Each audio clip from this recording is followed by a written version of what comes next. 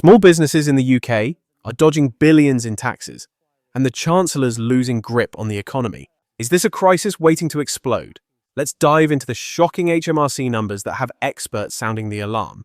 Stick around, hit that like button, and subscribe to find out what's really going on. According to HMRC's latest data, the UK's overall tax gap, the difference between taxes owed and taxes collected, dropped slightly from 5.6% in 2022-23 to 5.3% in 2023-24. That's £46.8 billion left uncollected last year, even though HMRC raked in £829.2 billion, or 94.7% of all taxes due. Sounds like they're doing okay, right? Not so fast. The real headline is small businesses. They're struggling to pay corporation tax, and it's creating what experts call a massive hole.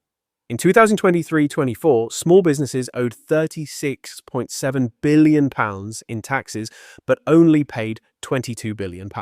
That's a whopping 40.1% gap.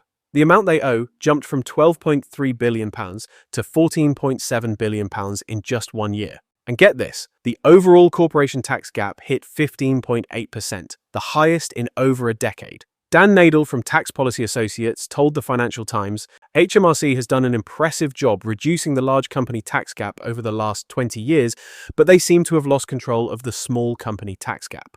Ouch. That's a bold statement. So, what's going on? Rachel Griffin, a tax expert at Quilter, calls this a standout concern. She says it's likely due to economic strain, a more complex global tax system, and maybe even HMRC falling behind on enforcement. Small businesses make up a massive 60% of the tax gap. So this isn't just a small problem. It's huge. It's not all bad news, though. The VAT gap has plummeted from 13.8% in 2005-06 to just 5% last year. Income tax, national insurance, and capital gains tax gaps are also down to 3% from a high of 5.3% a decade ago. Plus, the tax gap from individuals and the super wealthy. It's only 10% of the total now. But here's the catch. Rachel Griffin points out that frozen tax thresholds and lower allowances for things like dividends and capital gains are dragging more people into the tax system, many for the first time. And guess what?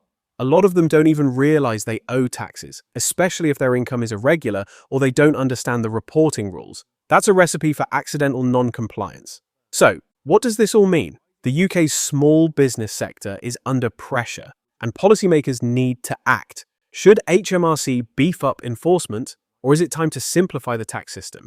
Maybe small businesses need more support to stay compliant. What do you think? Drop your thoughts in the comments below. That's it for today's deep dive into the UK's tax gap drama. If you found this helpful, give it a thumbs up, share it with your friends, and subscribe for more breakdowns like this. Let's keep the conversation going. See you in the next video.